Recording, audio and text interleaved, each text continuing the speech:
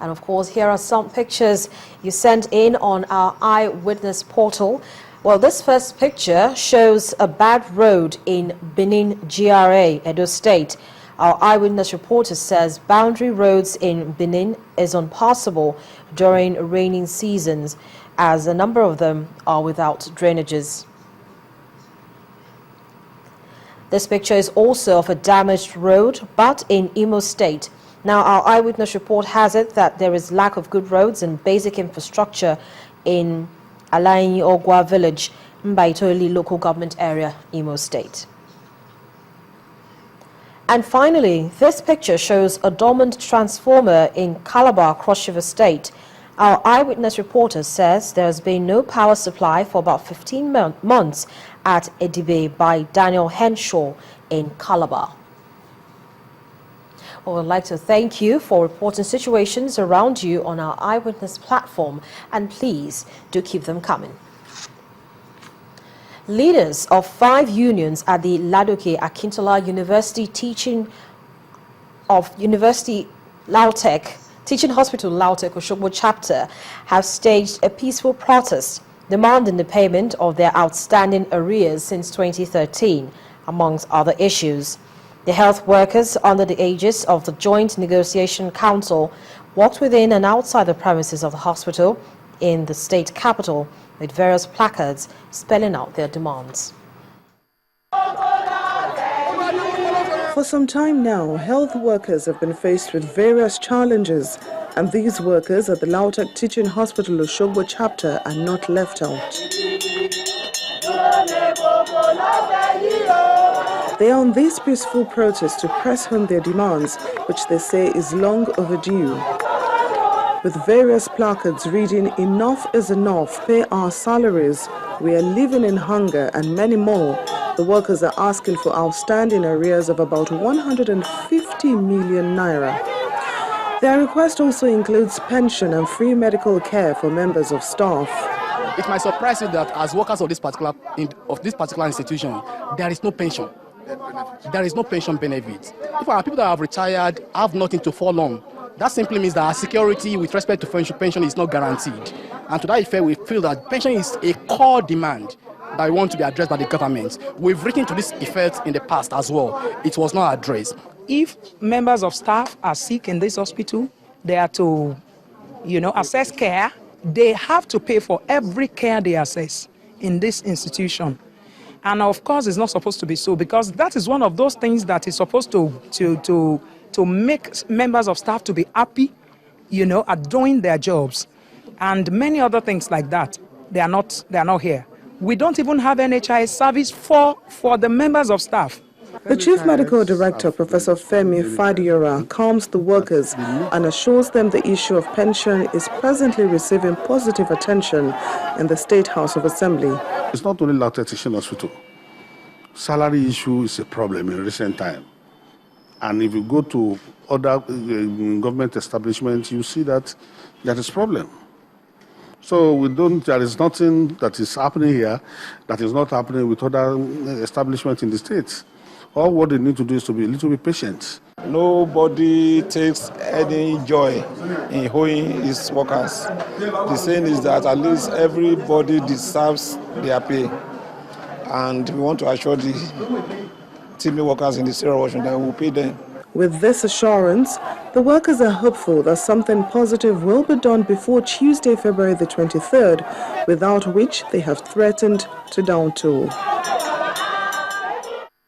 Staying in Osun State, the All Progressives Congress is not happy with the Department of State Security and the Nigeria Police for allegedly refusing to investigate the controversial election rigging audio format submitted to them after the August 9, 2014 Osun State governorship elections.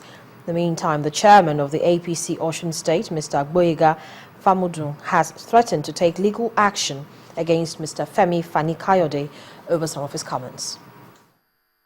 The APC, through its presidential candidate, General Muhammadu Buhari, chose to call a press conference in which he alleged that our leaders were ordering soldiers to rig in Ekiti State.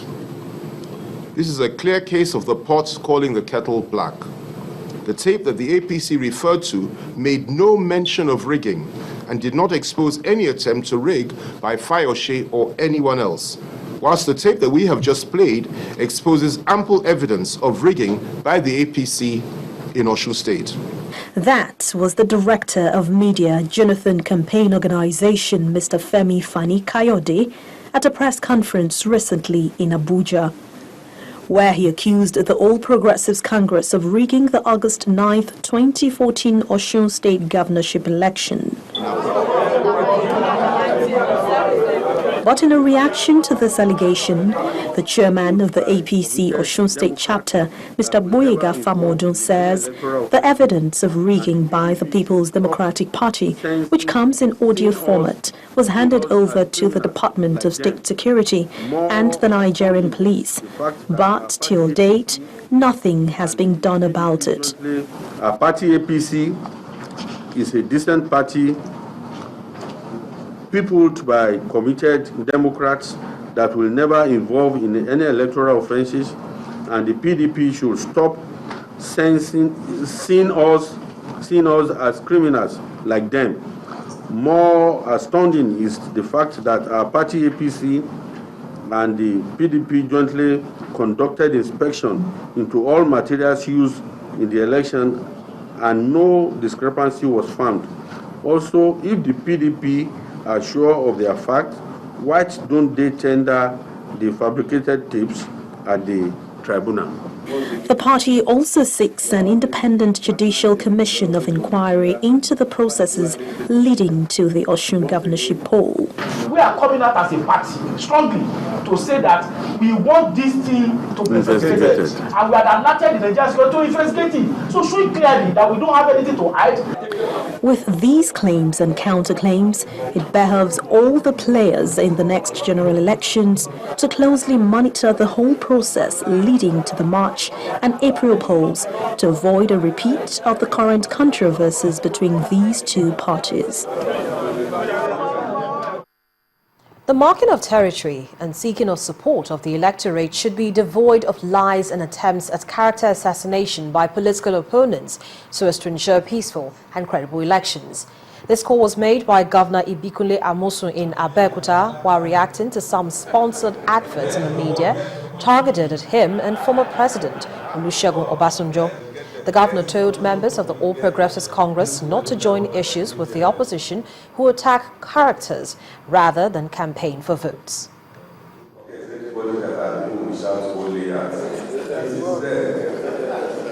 go out, everybody see us every day. And if they want to deceive Mr. President, they should find a way to buy the same product, not the way they are using. Because I don't know, the people they said they are Southwest PDP. That would be some kind of idiots. And I don't make any intention of saying that.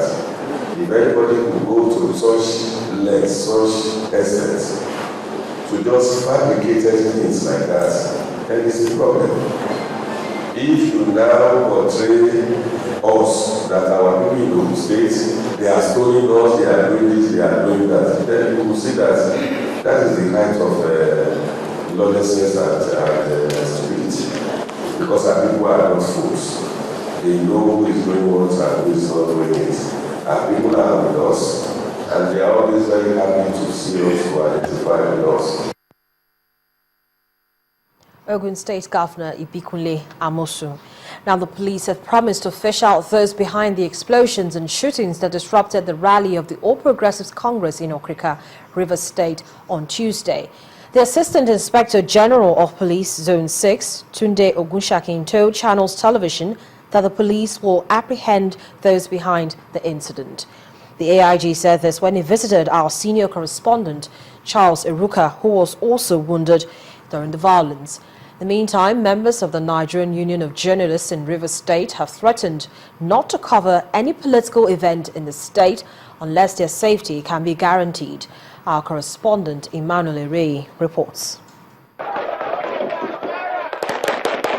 Following the violence, the Mardi APC governorship rally in Okrika, where a policeman was reportedly killed and a number of others injured, including Channels Television senior correspondent Charles Eruka, who was stabbed in the neck and head.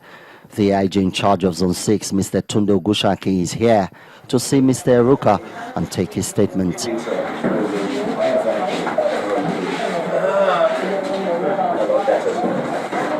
As soon as we heard a third explosion, which was louder than the first two, then people started scampering for safety. But the party leaders at that time actually tried to let the people understand that it might just be a ploy to scare them away. So they insisted that, look, nothing was going to stop the rally.